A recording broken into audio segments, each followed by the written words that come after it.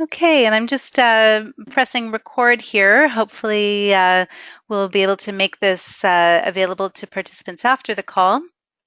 And uh, yeah, we have a few more joining, but I think in an effort to honor everyone's time today, I think we'll get started momentarily.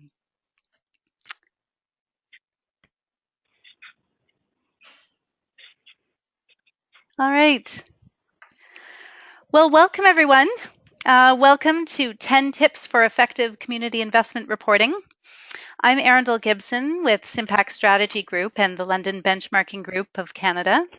And it is my great pleasure to welcome Wesley Gee from the Works Design Communications. Welcome, Hi, Wesley. everybody. Hello. Yeah, so I had the opportunity to hear Wes present at the Conference Board of Canada, the Purpose Conference last fall. And I was immediately impressed by the trends report that he shared. And I will just point out that that report is available at worksdesign.com. So I encourage you to check that out. But let's get started. All right. Okay, so we're going to start with a brief introduction about LBG Canada and the Works Design Communications for those of you who might not be as familiar with the two companies.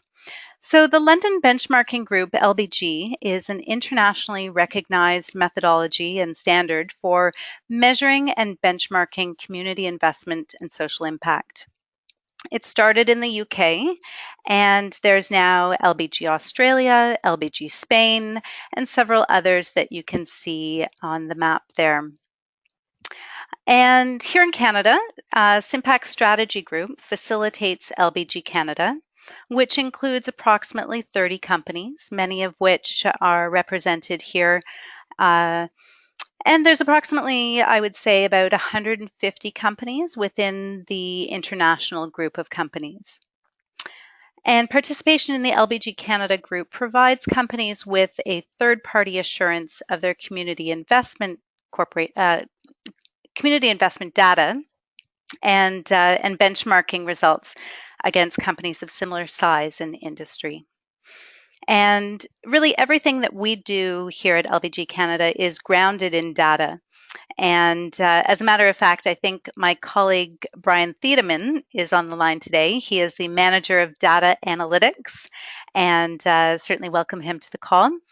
And so you'll see data throughout this presentation, and that's certainly a core aspect of what we do. Now I'll throw it over to Wes. Thanks very much, Arundel. Thank you very much for inviting me onto this webinar. It's really great to be able to engage with folks who are specifically within the community engagement, community investment space. It's an incredibly important one. We had a great time attending the conference that LBG and Simpac had organized at the Loyalty One office late last year. A great way to kind of learn how this space is evolving. A little bit about the Works Design. We are a design communications company that's been around for about 32 years, based here in Toronto, Canada.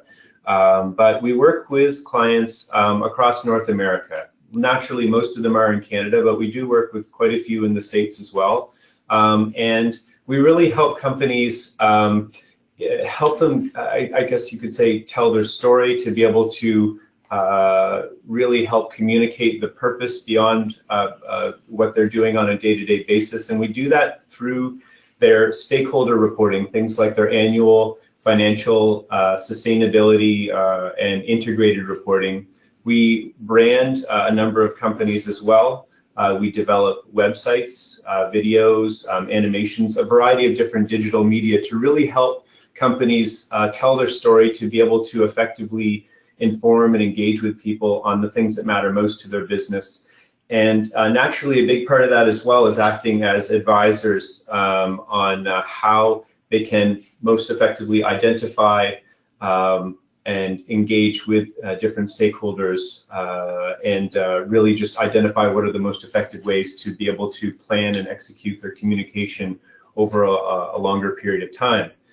So we work with a range of companies, including pension funds, retail companies, mining companies, banks, real estate companies, a whole range of folks.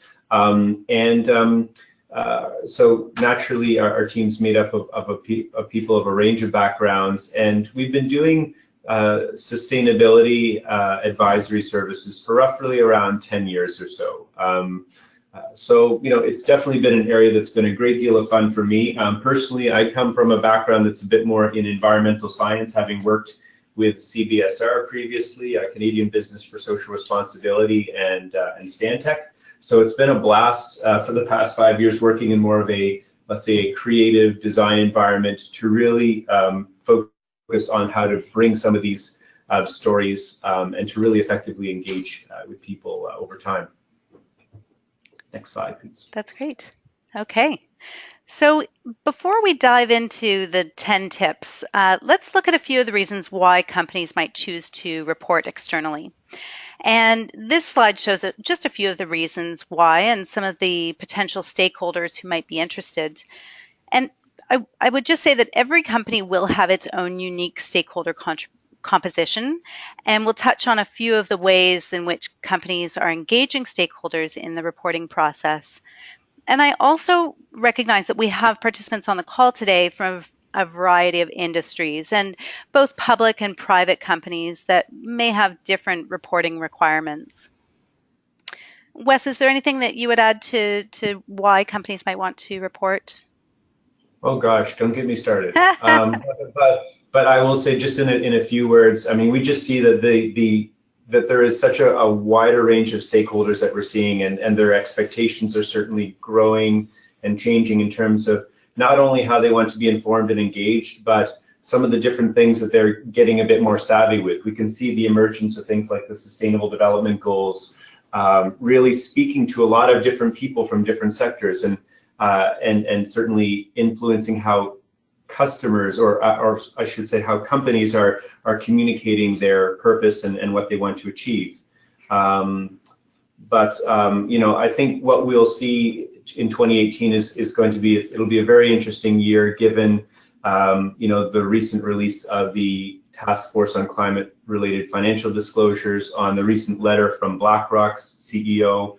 I mean, this places a lot of expectations, not just on the kind of standard financial reporting that happens, but also just more broadly how companies talk about the value that they create for society, and certainly community investment has a very important role in that. That's great. Super. So moving on to some of the reporting challenges, we have a list here, and I'm sure many of them will be familiar to you, and I'm not going to read through them all, but I would just say that whether your challenge is reporting to senior leadership team or whether you want to report externally to shareholders, what we're going to show you is how data-driven reporting can really help to address some of these challenges.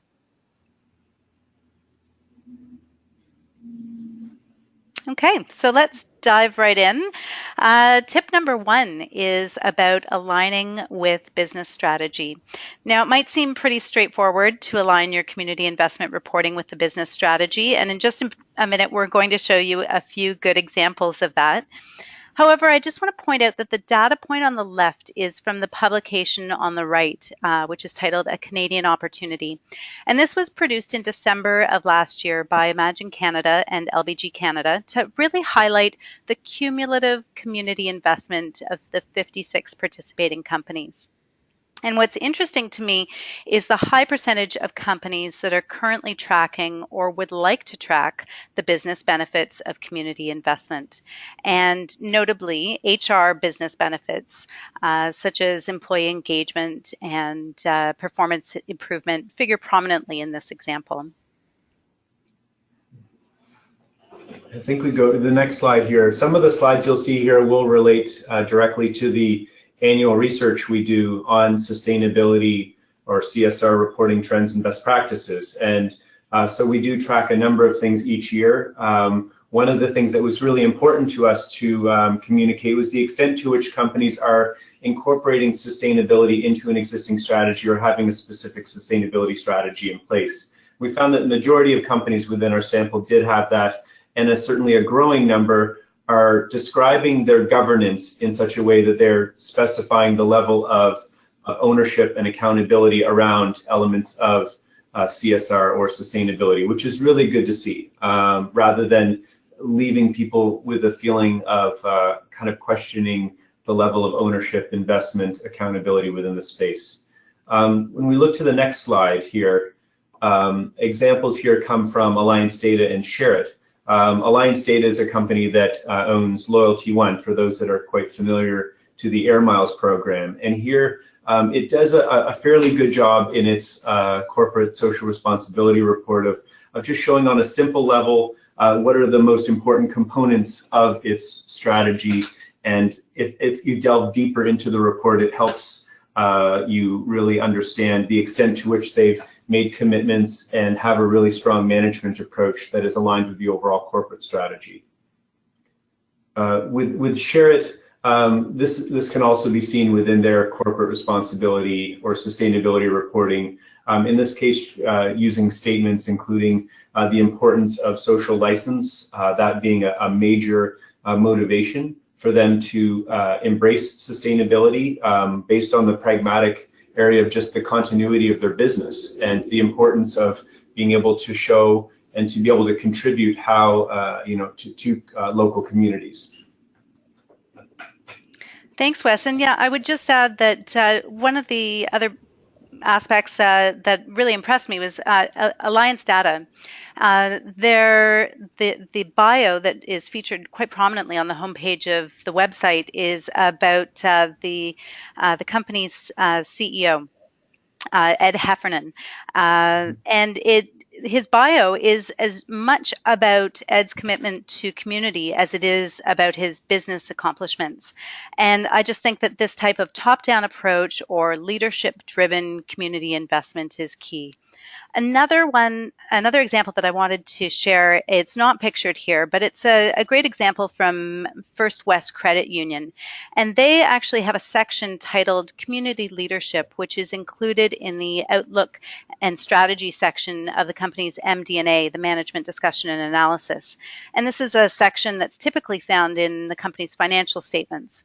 So I just thought that these are all really great examples of companies that are embedding their community investment with the business strategy. So let's move on to,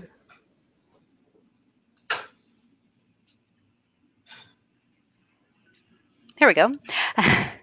All right, materiality. Yeah, so when we're talking about materiality, this is a word that is, it's a technical term that's often associated with sustainability. I like to think of it as prioritization, and this is really materiality. When companies are reporting and communicating on this, two of the most important elements are around the extent to which they articulate what their approach was in identifying what their priorities are, along with what those priorities actually are.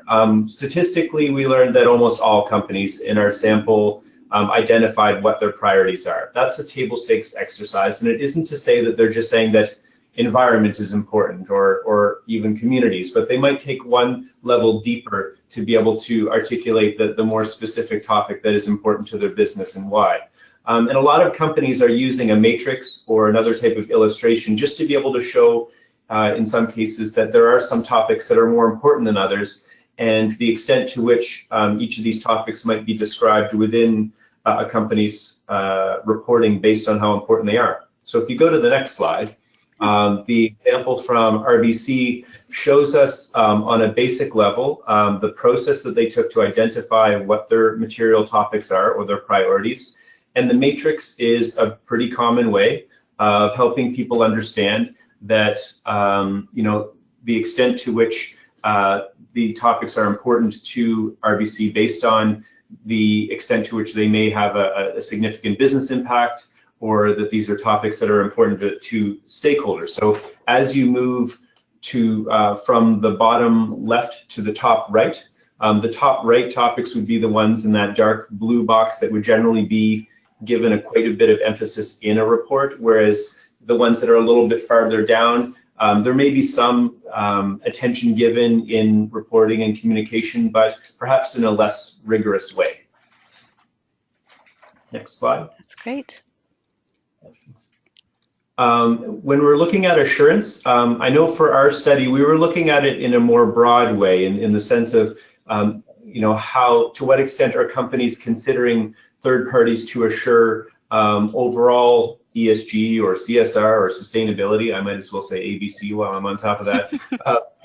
The data that is within and the approach is that they took within their sustainability report. And we see a growing trend, and we can certainly hear from many analysts, investors, and others that that level of third-party assurance or a third-party check is incredibly important to ensure the quality of information, the credibility around claims that companies are making. And I think, as we'll see in the next examples, what that means with respect to community investment and how important it is to work with third parties within that space. Right. Yeah, so here we have two examples of companies that are leveraging third-party assurance, in this case, LBG Canada, for their external reporting. On the left, we have Cenovus Energy, which is a publicly traded company listed on the Dow Jones Sustainability Index. And for those of you who may not be familiar with the DJSI, each year approximately 4,000 companies are invited to apply to the DJSI, and only 150 are selected for the North American Index, and approximately 300 for the World Index. So being listed on the DJSI really signals to investors that these companies have met the stringent ESG, that's environmental, social, and governance criteria that's been established by the DJSI. And then on the right, we have Coast Capital Savings Credit Union. And as a member of Imagine Canada's Caring Company program, they have committed to invest a minimum of 1% of pre-tax profits in community. And so it's worth noting that LBG Canada can provide third-party assurance of community investment contributions for both the DJSI and Imagine Canada applications. I think it's important to also note that a lot of these companies that we're showing here are not only publicly traded companies, but those that might be cooperatives, that may be private companies or crown corporations in some cases, where there is still certainly a need for credibility of those types of organizations' claims as well, rather than it just being reserved for those that have analysts and investors of publicly traded companies. That's a great so point. when we're looking at impact to society, we were really trying to think of it on a very basic level first, but also in that more credible space. So when we look at that 97% statistic of companies measuring impact through hours and donations, we weren't meaning to imply that that is how you actually measure your impact on society, but we kind of saw that, as a historical baseline. That's just kind of like what a lot of companies have been doing for a long time. But we kind of see more of a static trend in terms of the number of companies using that third-party framework, like LBG, for instance, to evaluate their social impact. So for that, I would say that there's a great deal of opportunity for companies to be able to differentiate themselves from others, perhaps other peers, or just overall within the country to show the credibility around their claims. So the example on the next slide from TD helps us show how some companies are communicating this. So in one of their recent CR reports, TD is showing the LBG's analysis of their TD's corporate giving, and it shows the kind of breakdown of how they interpret their TD's corporate giving in Canada using a graphic illustration. Great. And the next example that we have here is Bell Canada. And I just want to point out that at LBG Canada, when we talk about impact, we're talking about what changed. It's looking beyond the inputs and the outputs to what changed as a result of the community investment. And what I love about this example from Bell, and I'm sure we're all familiar with their commitment to tackling the issue of mental health, but what I love is the highlighted section there where it says 86% of Canadians say they're more aware of mental health issues than a few years ago. That's a change in awareness. And then it goes on to say 88% would be more likely to seek help, which is evidence of a change in behavior. So I will just take a moment to mention that the LBG Canada program does have an impact measurement framework built into it, and we are regularly working with clients to help them apply the framework to their community investment portfolio. All right, number 5, transparency. Yes. So last year, or I should say, yes, last year when we started our study, this was the first year that we decided to try to take our best stab at measuring what we're calling honest reporting. And this is the extent to which the companies in our sample were able to kind of talk about the good, the bad, and the ugly. That means the extent to which they're able to talk about the things that they're doing well, that they're planning on doing in the future, but also what are some of the challenges that their business faces rather than just the sector overall, and the extent to which they're able to address perhaps some of the controversies within their businesses if they've had some unfortunate incidents happen, for instance. So we found that about 62% of the companies of the 105 companies or so that we covered report on both the positive and negative impacts. So that was generally good to see, but we'd certainly like to see that increased quite a bit, since it would definitely improve the credibility of a company's reporting. And I find some of the most responsible companies out there are the ones that are able to kind of show their warts and to be able to show what it means in terms of what they're planning on doing in the future to address some of those things. In a way, it just kind of sounds like you're a human talking to another human being rather than kind of a scripted PR message. So if we look at an example around this, the next slide, we can see TELUS actually did a really great job, not only in the overall content of the report. I think that in this sustainability report from 2016, they definitely improved the overall content of the report by being a lot more balanced and talking about some of the challenges that are faced in their business. But they are also quite transparent in showing some statistics around things like discipline for breaches of ethics. And frankly, I haven't seen a lot of companies go to quite this level. So it's impressive to see that level of disclosure. Wow, yeah. All right, and here we have another example from Bell Canada. And as you can see, they're not only reporting on the total number of hours volunteered and dollars raised, but they're also stating that the company covers the administrative costs of the employee giving program. And that's letting the reader know that 100% of funds go directly to charity. And the point is that by being transparent about the program management costs, Bell is actually building trust with the reader or stakeholder. So another great example. Yeah, absolutely. When we look at storytelling, a really important point that we want to make, especially perhaps as a design communications company, we're not just about telling great stories with fancy words. It's about really being able to show context. And I think that's probably a better word when all of us are trying to make the business case for storytelling within our communications and reporting, that this is adding some context to the numbers and to give people that sense of why should I care. So, a few things that we measured were, the number of companies including testimonials in the reporting. And we think that that's relevant because it's about the company doing more than just speaking at a 30,000-foot level, but showing testimonials or quotations from people within the company and hopefully from stakeholders outside of the company who can help frame why particular issues are important and how the company is handling some of these within their business. So we see a growing trend there, which is really great to see.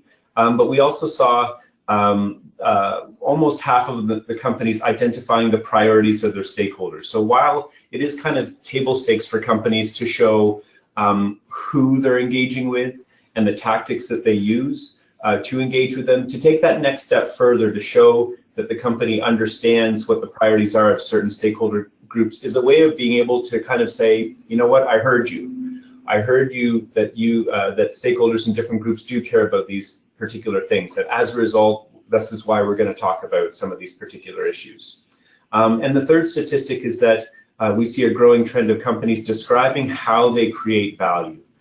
So rather than just talking about the past and speaking very generally about what they plan on doing in the future, to actually provide that type of description and narrative, and sometimes statistics or metrics that they use, creates a lot of really valuable context to help build those stories. So when we move to the next slide, I'll turn it over to Arundel to just describe the Manulife and First West examples. Yeah, thanks, Wes. So here we have two visual representations of a data-driven approach to community investment reporting. On the left-hand side, Manulife is demonstrating the company's total community investment footprint, and they're breaking it down by company investment and external resources or stakeholder contributions. On the right-hand side, we see First West Credit Union drilling down on data pertaining to employees, such as the number of days of employee volunteering. But in both cases, we can see that these companies are taking the community investment data and conveying it in a succinct and visually appealing format. Yeah, absolutely. I'd say particularly in the First West case, I mean, that's a great use of providing of highlights. I guess Manulife as well, providing just kind of some information that you need to know, and perhaps later on in the report is where they can dig into the details. But sometimes this can act as that hook or a way for people to get initially interested and perhaps wanting to look further into the details. The example on the next slide here from TD shows another way in which you're seeing storytelling with data. So there are a lot of different stories that are being told about TD's involvement in different community investments, but they're always using statistics to be able to show kind of a starting point and an ending point sometimes, or to be able to show, you know, what situation were we in before, what kind of investments did we make, what kind of impact did we have. So always really trying to show the numbers to be able to back up any claims that they're making around the impact that they have or would like to make in communities. And of course, the use of really sharp photography is really helpful as well, so that we're not just looking at words on a page. Right. Oh. Great. All right. Tip number 7 is about stakeholder contributions. And this is an area that I think is often overlooked. It's an often overlooked resource that can significantly add to a company's overall community investment footprint. And the LBG methodology considers stakeholder contributions to be those that are linked to a company's investment but are not actually a cost to the company. So for example, employee donations, customer or supplier donations. And you can see from this image here how the company has able to increase their overall footprint with the assistance of stakeholder contributions. And here we have a few other examples. On the left-hand side, we have Deloitte with a breakdown of their community investment by donations and employee volunteering. In green, we can see that the cash contributions made by the company and employees with 29.5 million in employee donations and 44.6 million in company contributions. And then also in gray there is the program management costs, and in blue is the volunteering and pro bono work. Now on the right-hand side, we have NMAX, which is a utility company in Western Canada. And this image demonstrates their commitment to the United Way campaign, which, as many of you will know, it can be an effective tool for engaging employees and generating momentum for employee giving and volunteering programs.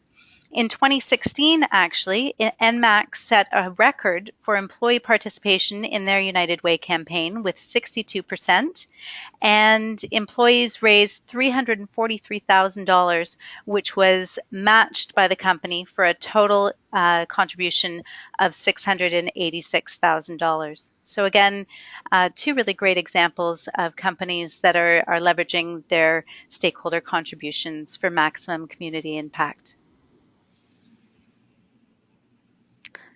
All right, and moving on to tip number 8, which I must confess is a personal favorite of mine, diversity and inclusion.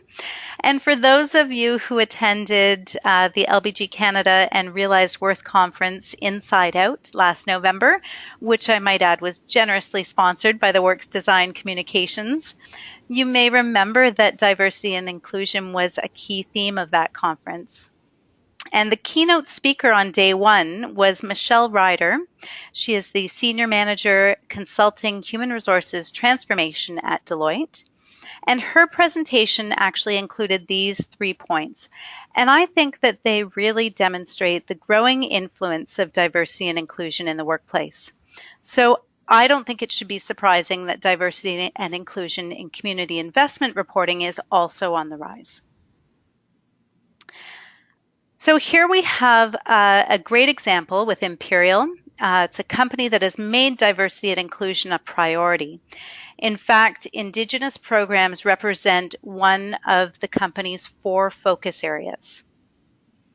We have other examples such as many of the banks, which encourage employee networking groups, mentoring and sponsorship programs that are aimed at promoting a culture of diversity and inclusion. Ricardo Wagner, another speaker at the Inside Out conference, recently drew my attention to Microsoft's efforts to hire employees who identify as having autism spectrum disorder. And another one that comes to mind is IBM. They have a long history of diversity and inclusion and have actually achieved the gold level certification from the CCAB, which is the Canadian Council for Aboriginal Business, and their PAR program, which is the Progressive Aboriginal Relations. And so that's another example of a company prioritizing diversity and inclusion. All right. As we move on to the ninth topic around the Sustainable Development Goals, I think, as I already mentioned, this is something that is gaining a lot of attention, and frankly, because it is a great deal of consultation went into developing the SDGs, and a great deal of thought went into identifying what those goals are and even developing particular targets associated with each of those goals.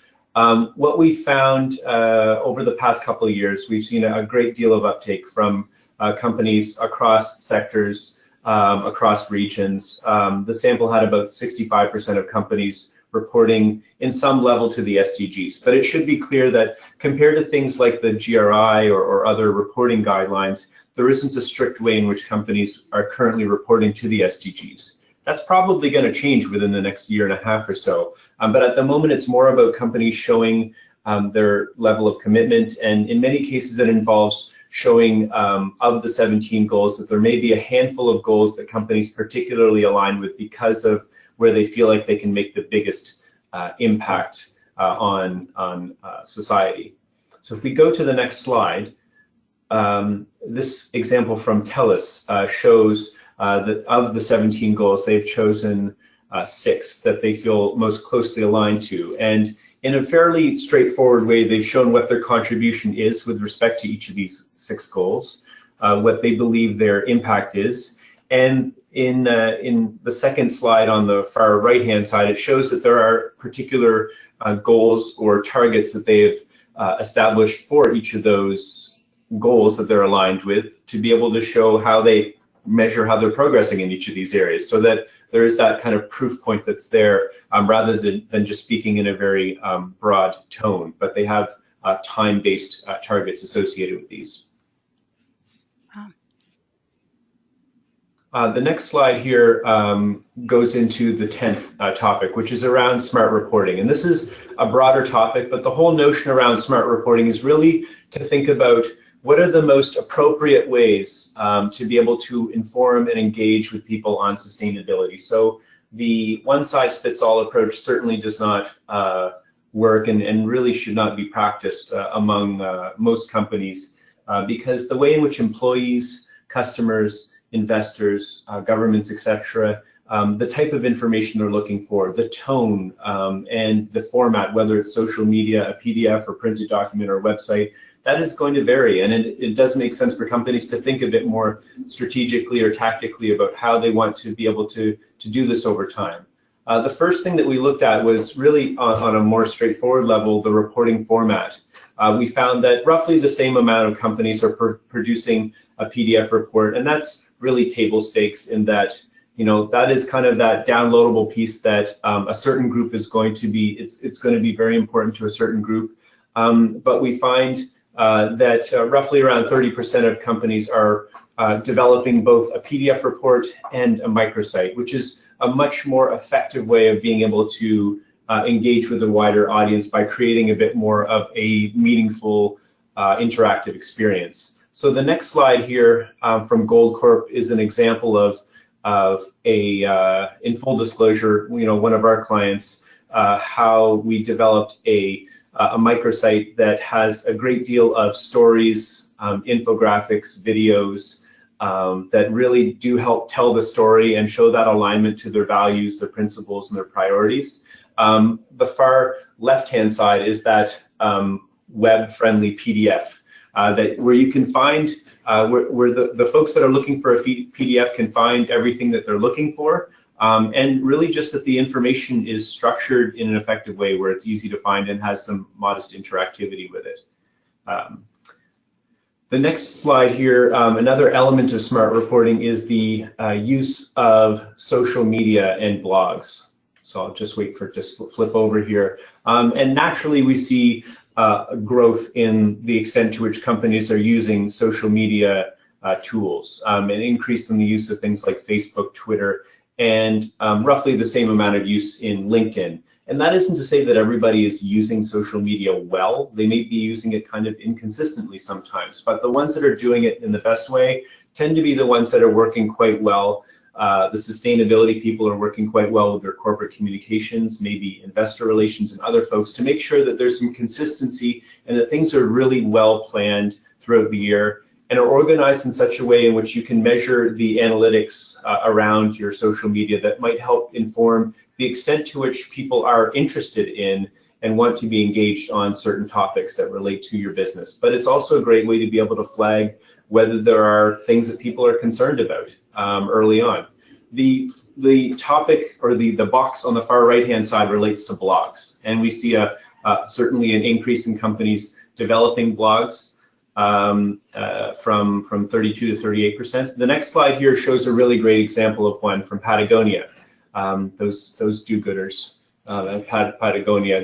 This is a really great approach because what they have here is a blog where they have, in some cases, people within Patagonia, and other cases, people who are not at all employees of the company, but you have in some cases, experts or other just passionate people that are writing about areas where there's mutual interest. And the great thing about this is that it gives people the feeling that there's a little bit more freedom, a little bit less curation in this blog development, and that it isn't a sense that the company's just kind of talking about itself in a self-congratulatory way, but they're able to talk about the issues in a way that can seem really balanced, thoughtful, but in many cases, well, in all cases, tying to something that's very important to Patagonia.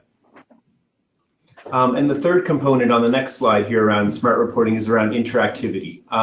Certainly there's been a huge increase in the extent to which companies are using videos to be able to summarize what those priorities are about where they're going, to describe different initiatives or moves where they're going.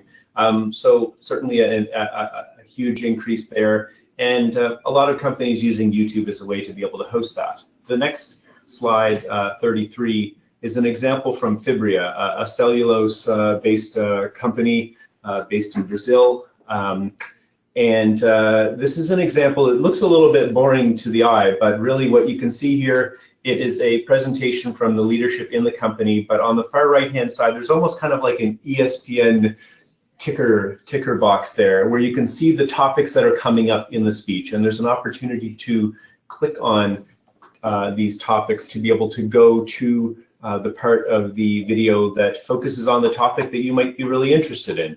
And these topics also align with what the company's established as its priorities. So we really like the way that this is structured. And so that's all I think that we're covering today on the reporting or the community investment communication trends. That's right. It brings us to the end of the presentation, but fortunately it leaves us some time for questions. Does anybody have any questions for Wes or I today?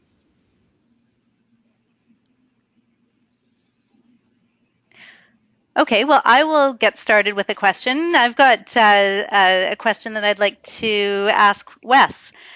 Now, for some of the companies that are reporting, 10 tips might seem a bit overwhelming.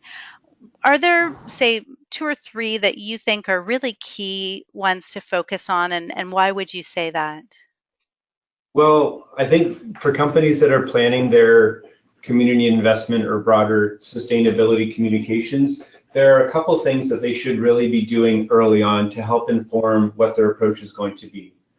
The first is to engage with those key influencers, both within and outside of your company, to get a sense of what are their priorities and expectations as it relates to your company or your organization, and what are the most effective ways in which the company can engage with them, to be able to use that information to influence what your communication strategy is going to be with them. And hopefully to be able to feed some of this information into what is sometimes called a materiality assessment.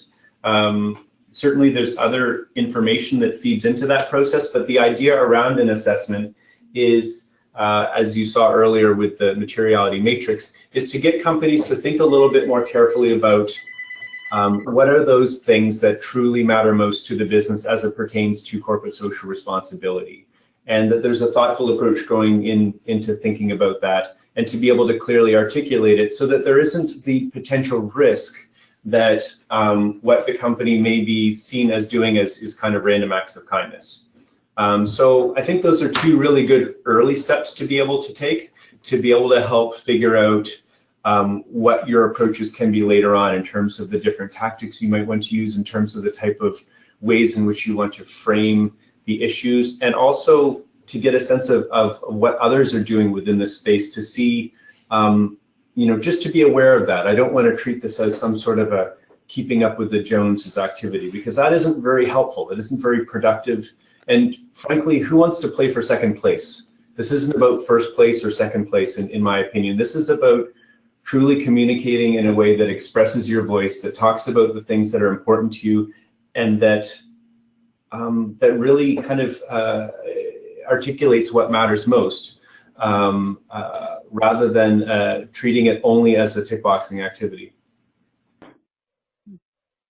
That's really helpful. Thank you. Any other questions out there? I think yes, Eric. Arundel, this is Sandra. Oh, go ahead, Sandra. Yeah, I just had a question just about the blurring of lines, that we see between, just for example, PR and marketing these days. And I wonder in the CSR realm, cause marketing versus purely philanthropic endeavors, and how that impacts reporting and the tactics that you take to communicate the work that your brand is doing. Do you have any comments, either of you, about the role of cause marketing in this area? Yeah, I guess when it comes to cause marketing, I mean, this is marketing that relates to a cause, something that's obviously really important to the business. So I think if the company is going to be including information about that within its reporting, then it's important to first talk about what the problem is. What is happening in society today, to be able to prompt why the company is investing its resources in this particular project or this particular initiative, to really help frame the story, so it isn't just first coming off to talk about what the company's achievements were, but to really help tell the story as far as why should we care, and to be able to then show what kind of metrics are in place, ideally to be able to show how the company measures how it's progressing in this particular area, and perhaps to complement the metrics and performance and perhaps targets with those individual or group stories, to show how what the organization is doing is actually impacting individuals. Because it's certainly one thing to be able to see the numbers, it's another to be able to try to pull out those testimonials from people that really help, I guess, reiterate or contextualize those points. And it's Arundel here. I would just add to that one of the things that we do at LBG Canada is an audit of each of the company's portfolios. And occasionally, when we come across an investment that may have a sponsorship value to it, we would really talk to the community investment professional to determine what percentage of that community investment transaction had community benefit and what portion had a more commercial or cause marketing benefit portion associated to it. And there is a evaluation that is agreed upon annually by the membership as to what that the valuation ought to be. Got it. Thank you. Great question. Any others? Any other questions out there? I can see Eric brought up a question in here, but Arundel, this might be a little bit up your alley compared to me. He's asking, can you speak to the good software options available to track impact and outcomes of a community investment program? That's a great question. And at LBG Canada, we are technology agnostic in that we can work with any exported data from any systems. There are lots of great systems out there. I certainly couldn't speak to anyone in particular, but and I know they all have different options and benefits, but I couldn't particularly speak to one.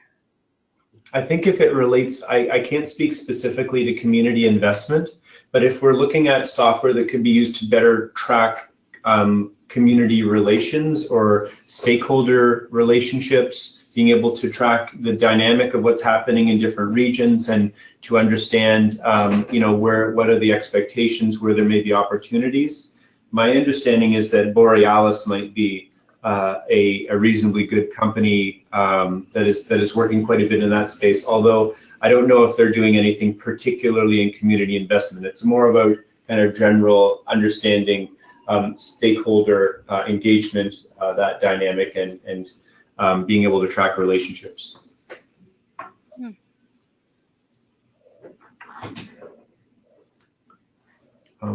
Arundel, I was wondering, given that your organization's been in this space for quite some time, I've certainly seen a lot of changes. Just wondering, maybe outside of Canada, whether we're thinking about the States or perhaps over in Europe, do you have any examples of organizations that seem to be doing quite a sophisticated job of being able to measure their impact in community investment, or in being able to just tell the story in a fairly effective way? Yes, well, let's see. One that comes to mind is Deutsche Bank in Europe. They're doing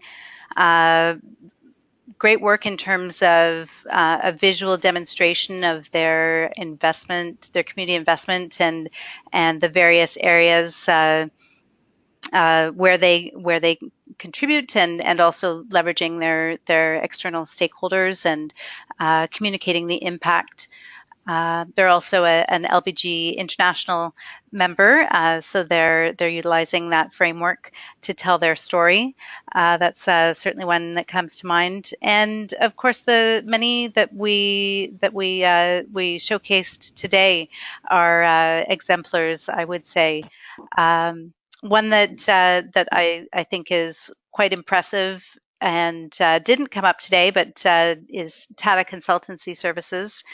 They're doing great work around the SDGs, and actually we're hoping to have a webinar with Christine Foster, perhaps next month, at least in the foreseeable future, around SDG reporting, and so that's something that's on the horizon. Yeah, those are the ones that come to mind most immediately. And for those who are on the call, just so you know, these are unscripted questions. We're doing this on the fly. None of this nonsense of writing up questions in advance and telling each other so that we can buffer each other's egos or anything like that. That's right.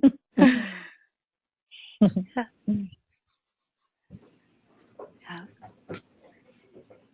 Any other questions from the group today? All right. Well, it's been an absolute pleasure. I want to really thank you, Wes, for sharing your time today, all of you for participating. Hopefully you all received the PDF version of this presentation prior to the call, but don't hesitate to reach out to either Wes or myself if we can provide further assistance. Yeah, absolutely. Thank you so much. I really appreciated being on the call. And as Aaron Dill said, I mean, for more information on the work that we do, you're certainly welcome to go to our website or to our microsite that speaks specifically to the trends research, which is sustainability.worksdesign.com. So thank you very much. Wonderful. All Thank right. you very much. Thank you for joining us. Have a great rest of your day. Bye-bye. Thank you. Bye-bye.